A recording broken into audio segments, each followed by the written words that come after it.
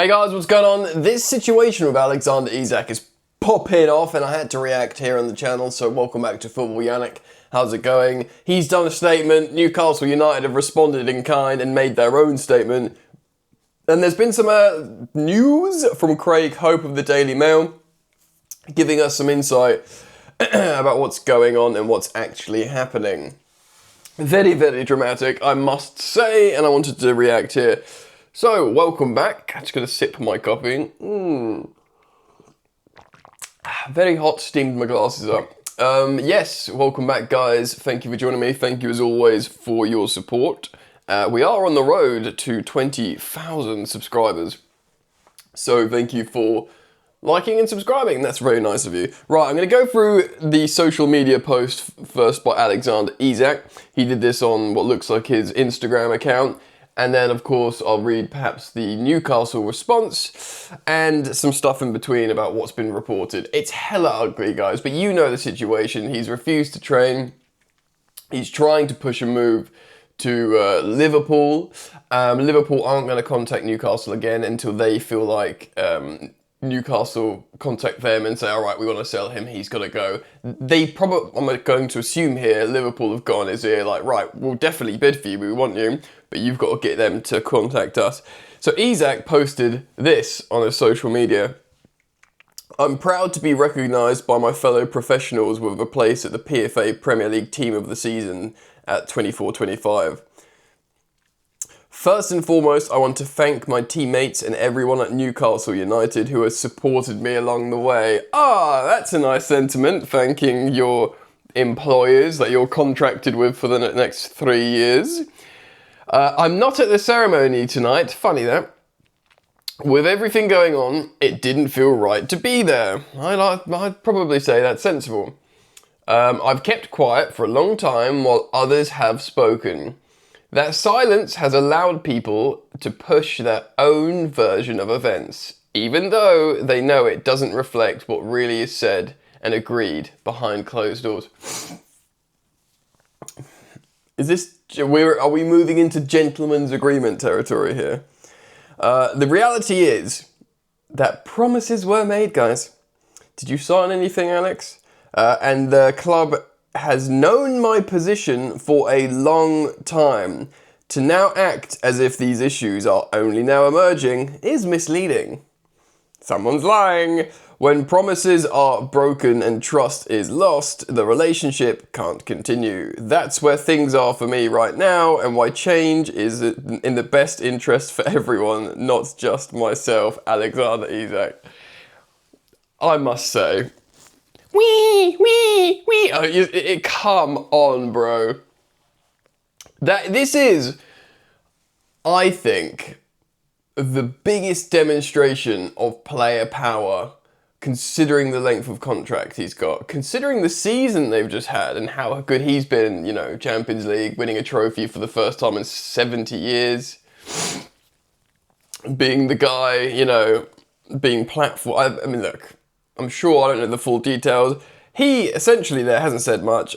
I'm not coming back. This is what he said. I've not gone to the ceremony because everyone hates me. I'm not coming back. Sell me. If it's good for you, it's good for me, sell me. That's what he's saying. Craig Hopes of the Daily Mail cited this, saying, when Isak talks about broken promises, it can only mean, brackets, believe sources close to the situation, the new contract discussed in spring of last year with previous co-owners, but then it was denied by Paul Mitchell in the summer of last year. So it's not just the gentleman's agreement, oh, you can go. I think he was expecting more money, but if that's the case, then we're at this really interesting confliction here. Is he wanting to push out of Newcastle because he wants lots of money, or is he wanting to push out of Newcastle because he wants to play for Liverpool? If they said to him, oh, here's more money, would he go, okay, I'll continue playing, you know, and I'll go back to training because I'm 3 years contracted or whatever. So yes, Newcastle made a statement in response to this. Okay, we'll read you that now. We are disappointed to have been alerted to the social media post by Alexander Isak this evening. It's really interesting how they responded. I suppose you would, I guess. We are clear in response that Alex remains under contract and that no commitment has ever been made by a club official that Alex can leave Newcastle United this summer. Like I said, someone's lying.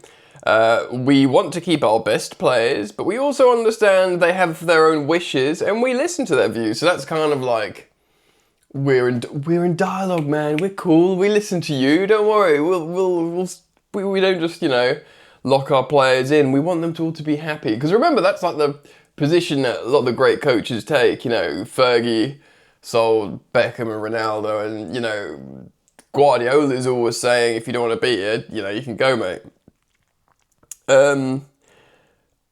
As explained by Alex and representatives, we must take into consideration the best interests of Newcastle United. And we have been clear that the conditions of a sale this summer have not transpired, which is obviously predominantly the appropriate fee not being met, 150 million. They got 110 million bid and they were like, go away. But I also wonder if the conditions they're talking about is being able to buy a striker themselves. We already know that Delap, Joao Pedro, Ekitike, Seshko, that's 4 striker targets, have gone elsewhere. They are, had they gone 1 or 2 of them, that probably would be also conditions being met to make the sale of Alex Isak. And that's another thing that I've said on here. If it is just sporting desire for a sports team, if it's whatever reason, can't he just see, well, this club did platform me, they are trying to buy replacements, they've been screwed by 4 of the strikers leaving elsewhere. You know what? I'll just stay for another year of my 3 years and get to the, the ripe old age of 26 when I'm finished. You've still got a massive 5-year deal in you when you're 26. That's my opinion. We do not, and then they say, we do not foresee these conditions being met. This is a proud football club with proud traditions, and we strive to retain our family feel. Does certainly feel like a family feud, doesn't it? This is nice. This is a nice sign-off. Alex remains part of our family, and will be welcomed back when he is ready to rejoin his teammates. When you're done sulking in your room, you can come down for dinner. Join the family. That is what that is. I mean, that is what that is, right? It's stop sulking, you silly little knob. So, Craig Hope goes on, he does a long read, but I'll just read some bits. He says he's got Newcastle have no intention of allowing Isak to leave. No intention. The club have pursued alternatives and would have explored a sale to Liverpool, but the message from the top of the Newcastle is clear. He is staying. He is staying. Bro is hostage. Apparently his statement was clutching at straws, and it's the straw that's broken the camel's back. And the message from the Newcastle United hierarchy has hardened since that. Isak's statement has not been received well. Funny, yeah. Especially after a summer where they've clearly explored the conditions for a sale themselves. Like I said, potential alternatives of new strikers, yada, yada, yada. Isak's relationships with Howe, so the manager, the coaching staff, his rest of the staff, and teammates have never been broken, nor have there been promises of allowing him to leave. Hence why the club, Newcastle United, are mystified at certain aspects of his statement. That is fascinating. That is fascinating. Someone's just straight up lying. Like, maybe there was a real loose conversation somewhere, like, theoretically, and he's just latched on and in his head perceived it differently. A little bit more, final sort of excerpt. While the team's spirit remains strong against Newcastle, and we saw that in the opening game. They didn't win, but they played with great tenacity and just looked like they were missing a striker, to be honest. While the team spirit remains strong, there is now said to be a divide. And guys, obviously, obviously, this is so dramatic, this saga, it's going to cause some sort of rift. There's now said to be a divide amongst the players, at least in the sense of those who support Isak and those who don't support Isak. So some are just going to be his mate, yeah? Some will be his mates, like close with him, and they probably, if he does believe more money or a move was promised, it'll be like hanging out with them in the evenings, going dinner with their family, and he'll be like, yeah, this is the plan, this is gonna happen. And they're like, yeah, okay, cool, you know, whatever, and then it doesn't happen, and then they're like, well, we knew this, and I sided with Alex, and there's some people that probably, in my view, a little bit more sensibly, like just the teammates, his co-workers, his colleagues in the dressing room. We're trying to win here. We're going to play in the Champions League. You've been important to us, and now you're stitching us up. You're not going to train. You think you're better than us. You're refusing to train with us. You're gonna you've put our club, our employers, and therefore our team, our unit, our collective in jeopardy. Not just because you're leaving, but you've put us in a position where we can't replace you and we're a weaker team for it. You're damaging all of us. And the negative press, the negative optics, we don't need that right now. You know, and often when stuff like this happens, it can cause it can galvanize a team. Like, they looked pretty like a proper hard-working team on the opening game.